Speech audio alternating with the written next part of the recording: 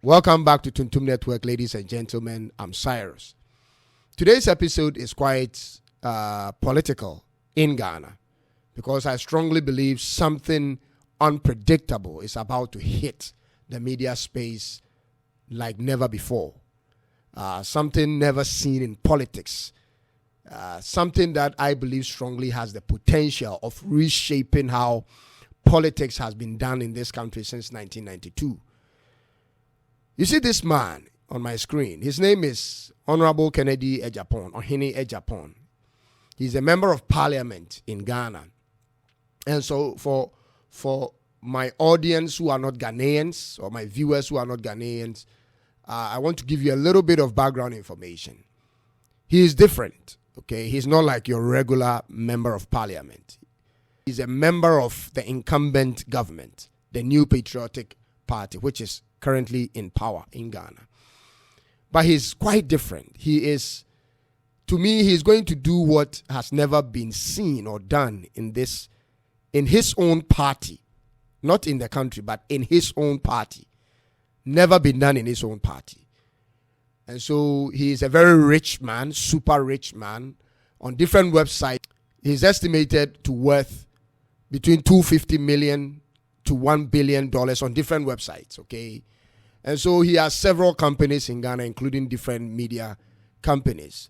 He's married he's married to more than one woman. He has many children, okay, from different tribal backgrounds in Ghana, which is very, very significant. And so that gives him some form of colorful life, all right? But you see, when I see that man, it makes me sort of see Trump in Ghana. I don't know if that is just me, but the people around me sort of think the way I think. And coincidentally, his party, the New Patriotic Party, which is sort of the mini version of the Republican Party in Ghana, is behaving the same at this point. This is what I'm seeing. And I hope what I'm seeing is right. I see exactly what the Republican Party was doing to Trump in 2016, and even now, exactly the same thing being done to this man in Ghana right now from his own political party.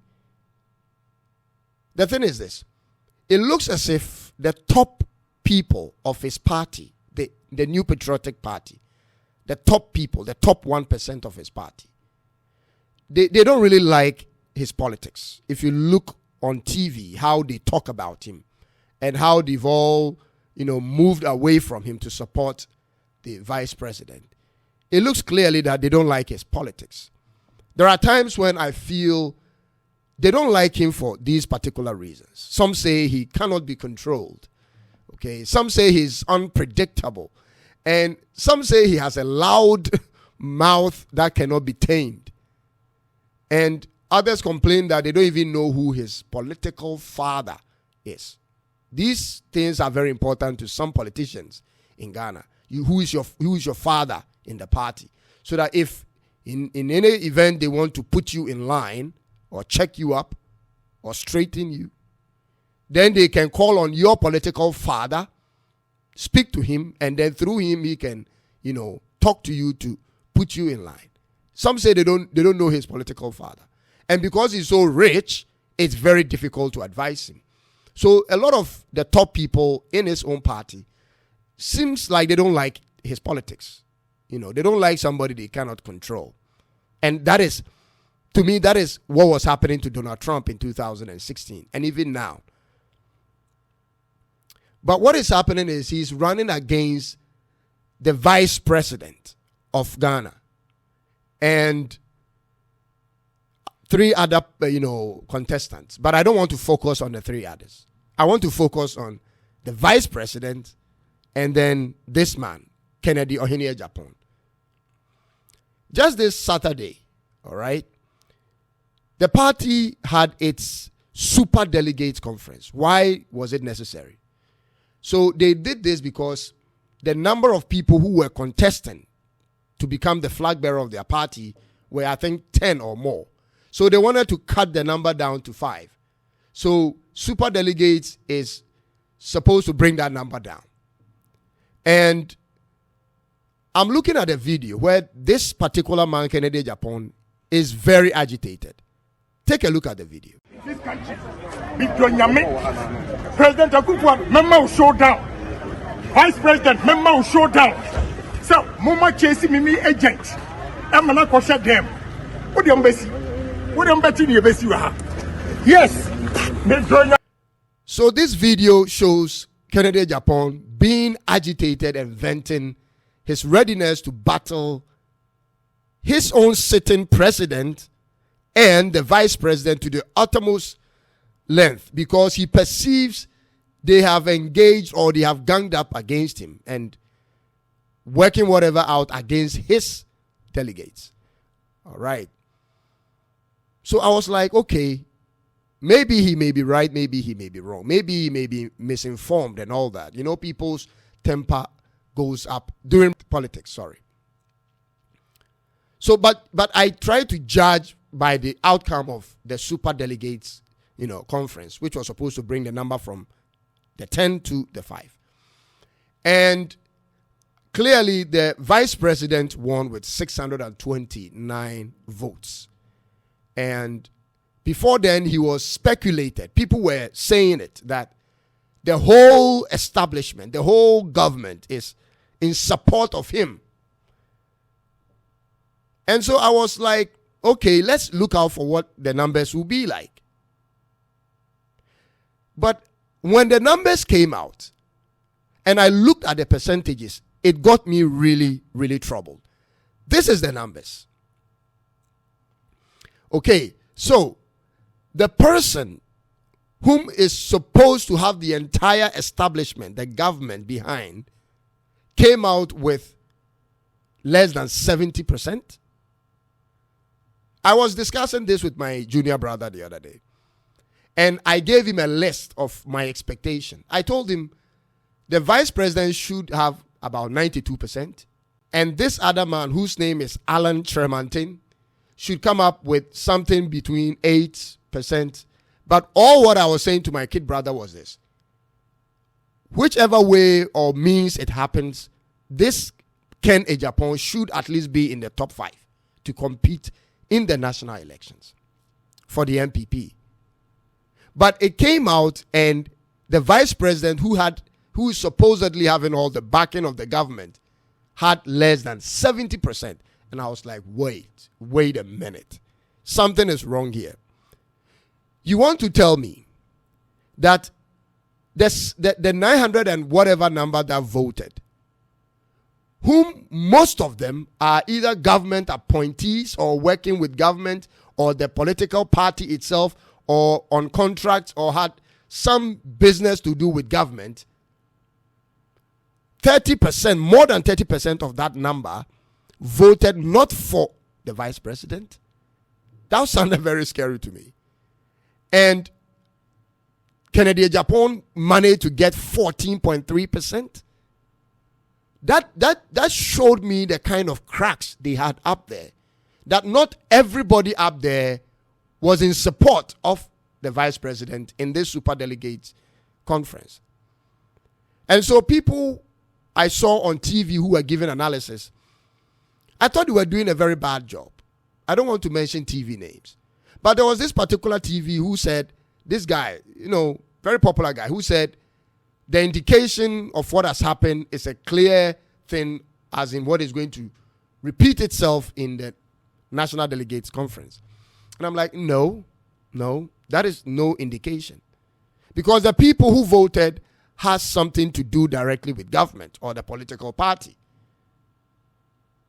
You are now going to move the game from the top 1% to the lower bottom 99.9%. Remember, the people who voted are less than 1% of the total number of people who are going to vote in their national elections, I think somewhere on November 4th.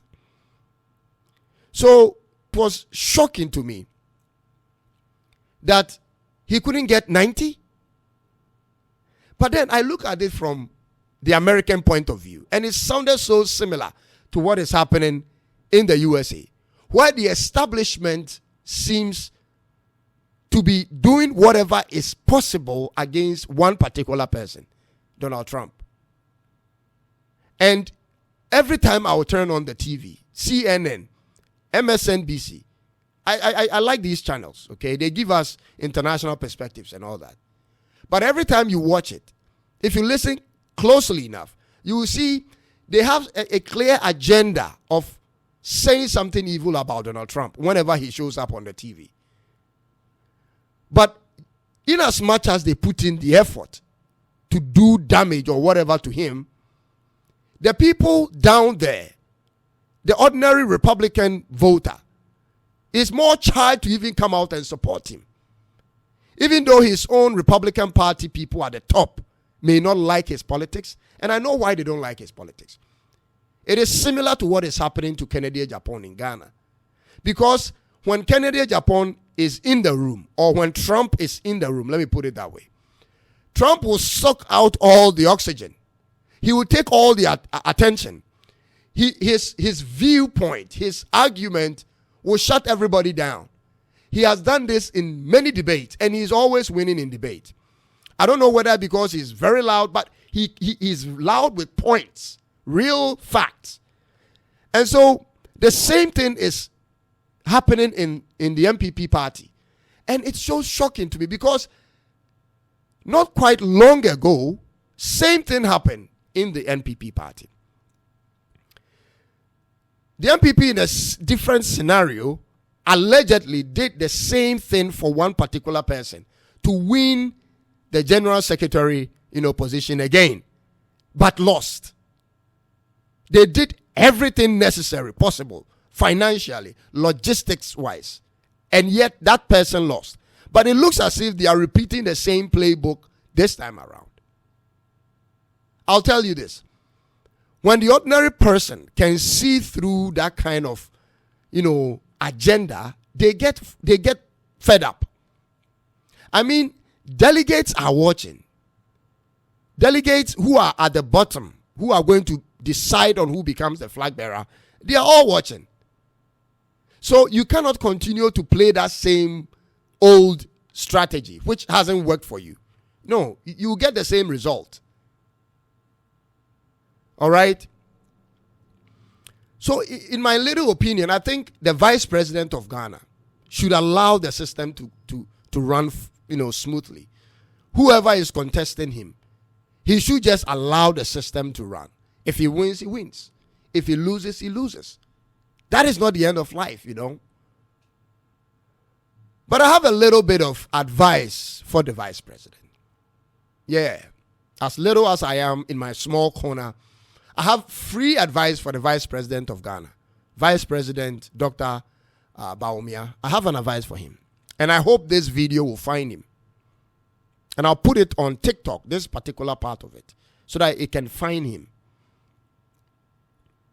This is my little advice I have for the vice president. You see, the NPP party are still in government. And they have more than 1 year to make any significant changes in this country. This is my advice for the vice president, Dr. Mahmoud Bawumia. If I were him, or if I had the chance to advise him, I'll say this. How about he does this? He books a meeting with the president. And he tells the president, Mr. President, I have supported you throughout your how many years you had to run and lose and run and lose and then finally win. I've supported you throughout this whole process. I need you to do me this one favor. In the next 1 year, allow me, Dr. Bawumia, to take the steering of the country. Allow me to put into implementation my plans for the next 1 year so that Ghanaians would see me and give me my merits accordingly. Because I'll tell him this. If he can reduce our interest rate from the 45% or over that it is now to even 20%, if he can reduce the dollar CD, exchange rate from the 11 or 12 Ghana cedis to $1 to a single digit, say six Ghana cedis for $1, it will resonate with Ghanaians. People will say, okay, he can really do something, because he is given just 1 year to do something, and this is what he has done. Dr. Bawumia, this is free advice for you.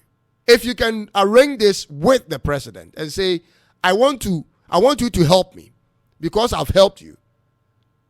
In the next 1 year, allow me to run the country and bring this interest rate back to this point and this exchange rate to that point. I think Ghanaians will see through it.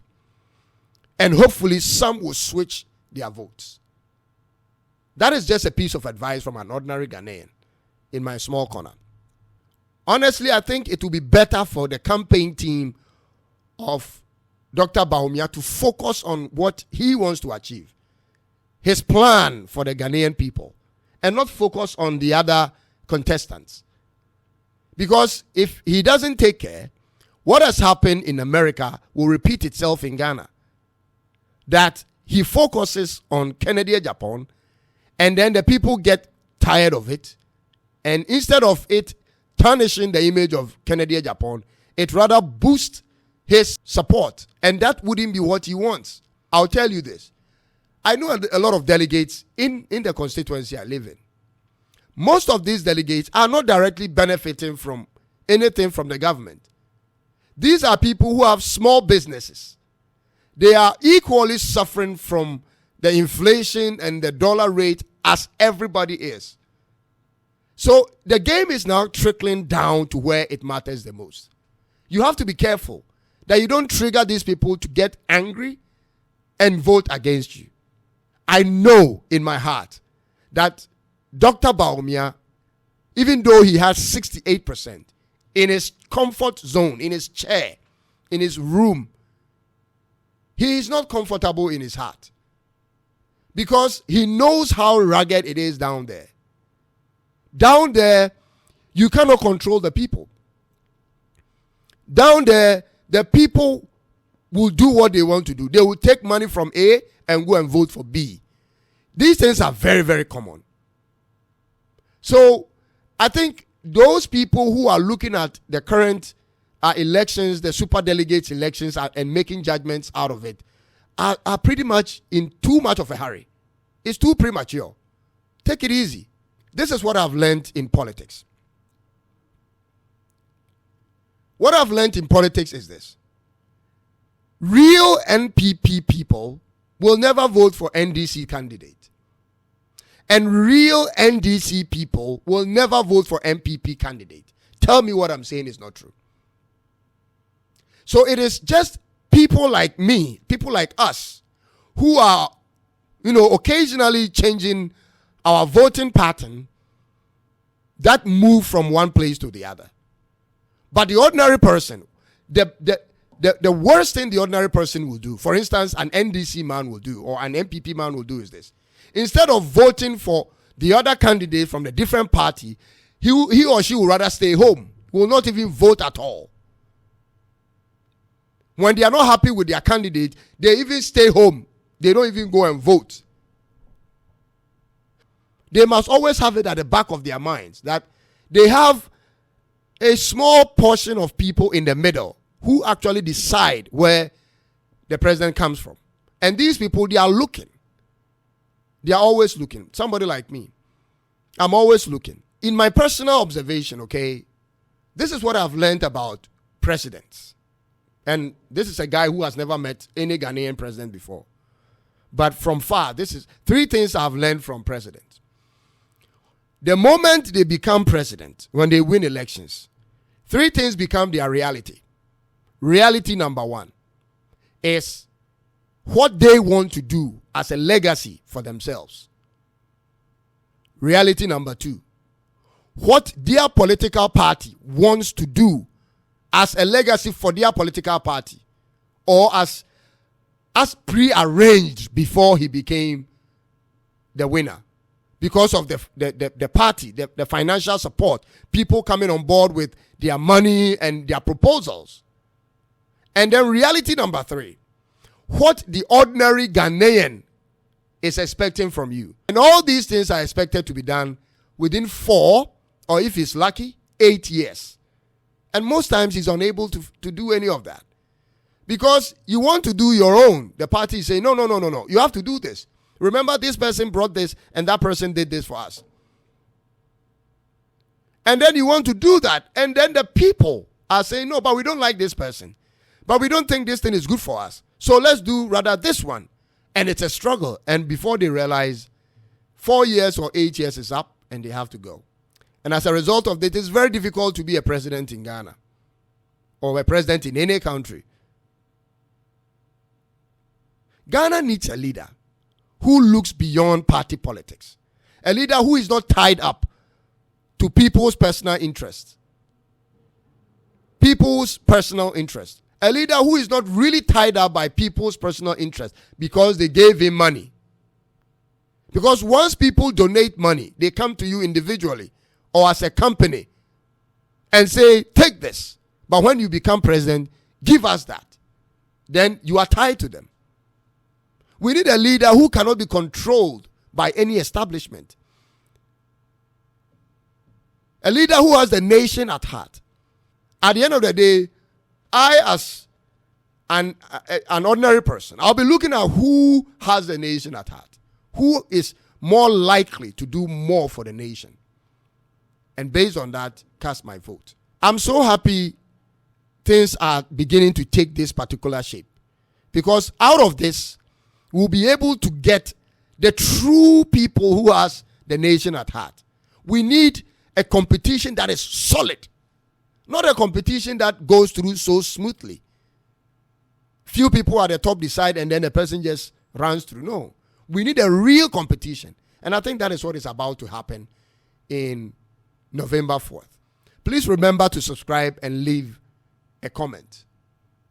We want to hit the 1,000 mark subscription by the end of this month. Please help us get there, especially those who are watching me so much on TikTok but are yet to move to YouTube. The channel is Tuntum Network, TOONTUM and Network. My name is Cyrus. Please do me that favor. Transition from TikTok to YouTube and please be a subscriber. We want to hit 1,000 by the end of this month. God bless you. God bless Ghana. And I wish you all the best until I come your way again. It's bye-bye for now.